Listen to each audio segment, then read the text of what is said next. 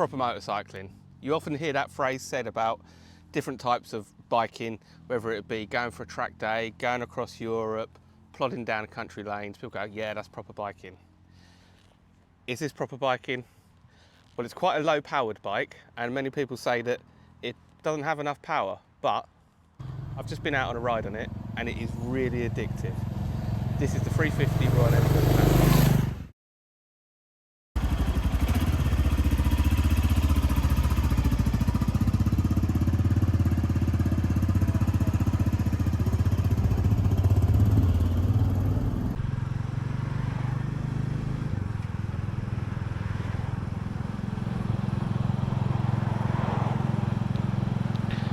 So first impressions, having just ridden out the dealership, really light.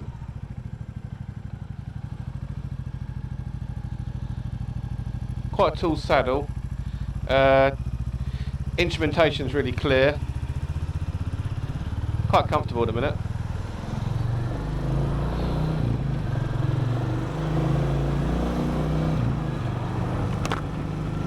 Foot peg's quite far forward,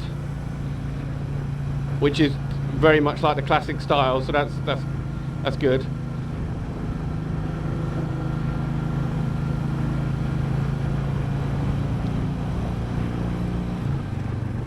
Now this came out just over a year ago. 350cc, single cylinder, really good price. These start brand new at 4,500, but there's different variations of it that go a little bit higher, a little bit less. Plus, Royal Enfield do the same engine in a Hunter, so that's worth a look because that's slightly lighter and slightly cheaper in price. Doesn't have spokes, bit more of a matte finish.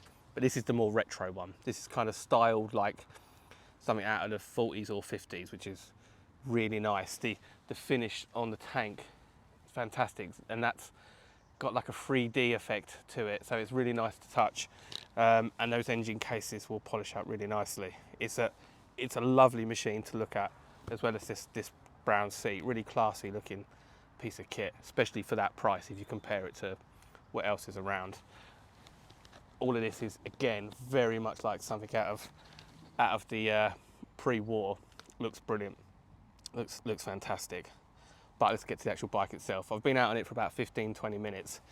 It's a really addictive ride. At 20 horsepower, the question would be, is that enough? Depends what you want. If you want a bike to be touring motorways across Europe, no. This would get tired quite quickly, and so would you riding it. If you want to be plodding down lanes, you know, not really exceeding 40, 50, 60 miles an hour, then this is excellent.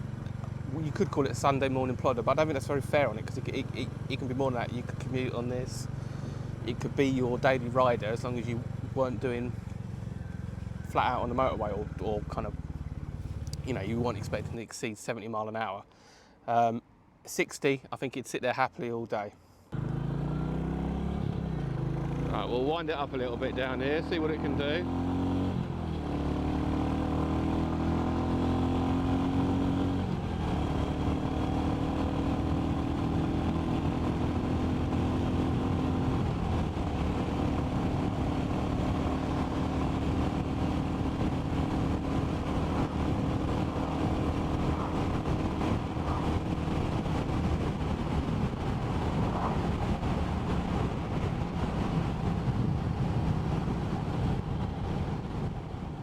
What are its rivals? Well, strangely, some of its rivals are itself. The Hunter that I mentioned before, they've just also released this as a Bullet, which is very, very similar, but it's more in keeping of the models that were outgoing, that started in the 50s and went all the way through to just a few years ago. So you've got a different style tank and a slightly different style. You've got like a single seat on the Bullet. Its other rivals will be the Triumph 400, which is just being released. That is a very competitive rival because the pricing's quite similar, and the Triumph 400 is a bit more powerful. And then I suppose, and this is where this might be problematic for Royal Enfield, is the outgoing Bullet, the 500cc that they stopped selling about 3 or 4 years ago. Slightly more powerful. I did own that briefly. We turned it into a sidecar for my dad. you could tell it had a little bit more power than this. So if you did want to do the occasional motorway ride-in, the 500 Bullet might be better. And second hand, you could pick it up cheaper than what this would be new. And the beauty of modern classic bike is there's always bikes out there that are low miles, which means you can pick up a bargain. So if I was buying, I would be seriously tempted by the Bullet, perhaps over this, the 500 Bullet, just because of that. That said, this doesn't vibrate as much, it's perhaps slightly more refined, but they're both great bikes. The other rival would be the 535 Continental GT Royal Enfield Bullet. So interestingly, Enfield's biggest competition is itself, which perhaps is a good problem to have. Any negatives? Well, one thing which is a slight own goal, I'd say perhaps from Royal Enfield, and I am being a bit picky here, but this channel is set up to advise shorter riders, is though it's a light motorcycle, and you can tell that when you're sat on it, when you're riding it, it's really nimble, it's really light. The seat height's actually quite high. It's 805 millimeters. So when you're sat on it, which I'll do in a second, your feet are, for someone of my height, 5'3", you're kind of on your toes. You can lean over to one side if you've got a good pair of boots on, so you'd be secure on the ground, but it just seems like a bit of an own goal, especially if you look at this seat, there's a bit of a gap there. That said, I looked online before picking the bike up today, and there is an aftermarket you can get the lowest the seat, and I think I would probably consider that, just because then it'd be like sitting in an armchair, because it is really, really comfortable. So let's sit on it.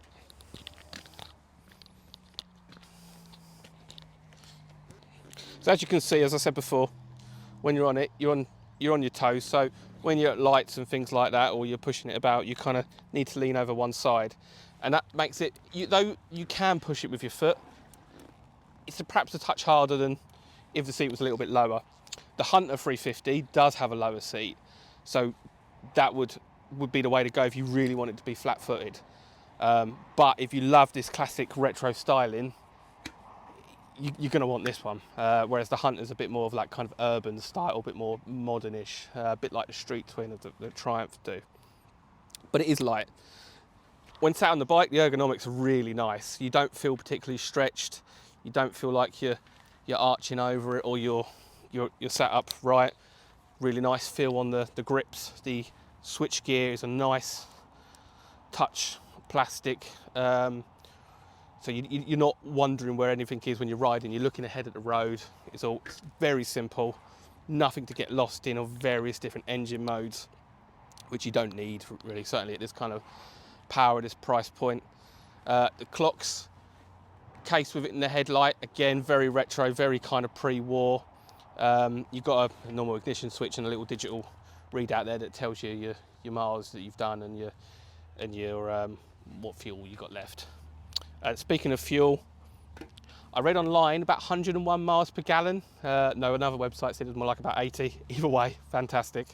So you're not going to be worrying too much on that front. And if you're using it as a Sunday rider, or just your bit of fun, you're not going to be spending a crazy amount of money on fuel. So really nice. And the mirror's quite good as well. Sometimes on these bikes, they're absolutely hopeless, but they seem fine.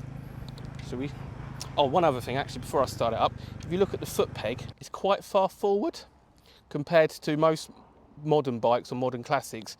There's more here, but this is more in keeping of what they would have been like at the time. If you look back at the Bullet from the 50s and 60s, or even the other British bikes like the Triumphs and stuff like that, the foot pegs were a bit further forward.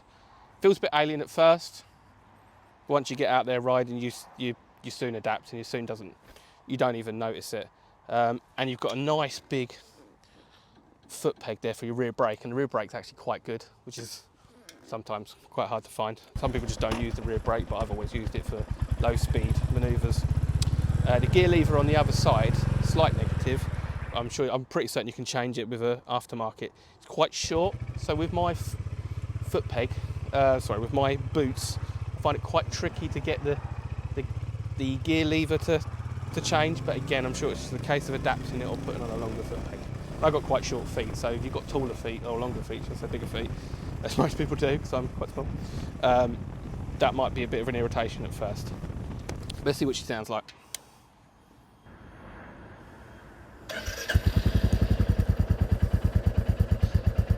That distinctive thump of a single-cylinder motorcycle, which very happy to see he's coming back in fashion.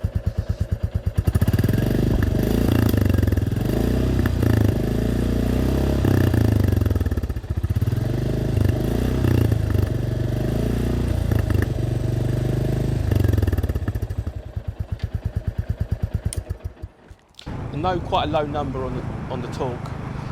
It is surprisingly torquey that when you're going to shut the throttle, especially in third and fourth gear, it's, you know, you're going from 40 mile an hour down to 30. It shuts off quite nicely without you having to grab on the brake lever. Overall, lovely bike. And you've got these grab handles here, which is really handy if you want to be putting it on the centre stand. And it's so light, that's really easy to do, which is, if you're new to motorcycling or you've just passed your test and you want something that's easily to handle, to get used to the road, get used to everything, this would be a great place to start.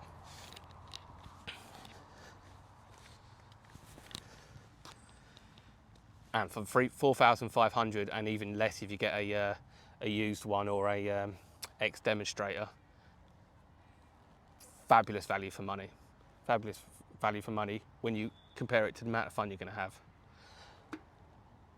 I hope that's been useful. If there's any other bikes you would like me to try, or I've actually got the 400 Triumph penciled in for January, so I'm looking forward to that. But yeah, if you're thinking of it, give me a shout. If you've got any questions, I'll happily answer them in the comments. Give the channel a like and subscribe. Ride safe, and I'll see you on the next one.